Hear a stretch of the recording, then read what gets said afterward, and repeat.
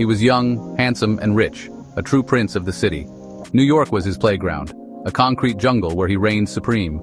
Money was no object. It was merely a tool to unlock the most exclusive experiences the city had to offer. His name?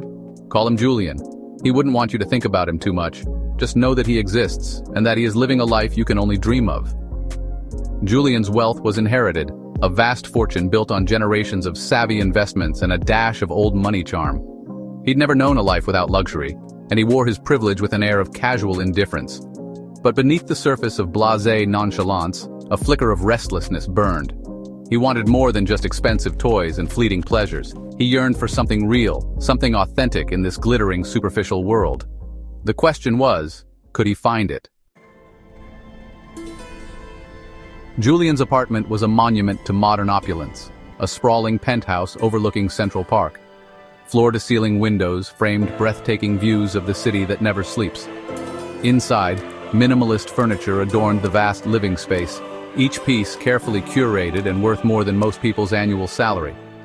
When he wasn't flitting between trendy cafes in Soho and exclusive galleries in Chelsea, Julian could be found frequenting the hottest restaurants in the meatpacking district. He was a creature of habit, always seated at the best table, the staff knowing his order before he even uttered a word. His days were a whirlwind of art openings, fashion shows, and charity galas.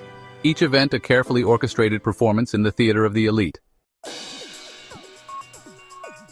Mornings began late, the sunlight gently nudging him awake through silk curtains.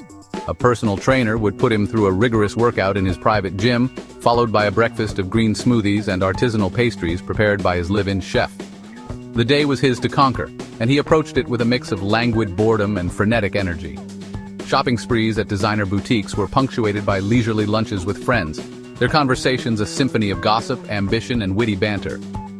Julian was a master of this world, effortlessly navigating the minefield of social expectations and unspoken rules. He was charming, quick-witted, and always knew the right thing to say, even if his heart wasn't always in it.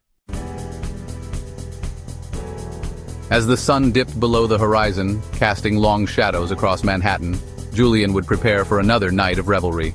His social calendar was a carefully curated masterpiece, a tapestry of exclusive parties, underground clubs, and intimate gatherings with the city's most beautiful and influential people.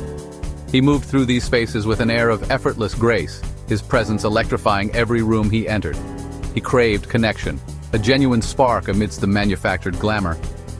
But the constant parade of faces began to blur, the endless conversations blending into a cacophony of empty words. He was surrounded by people, yet a profound sense of loneliness gnawed at him. The laughter and champagne couldn't drown it out. He was living the high life, but at what cost? The city that never sleeps was starting to feel like a gilded cage, its bright lights a constant reminder of the emptiness within.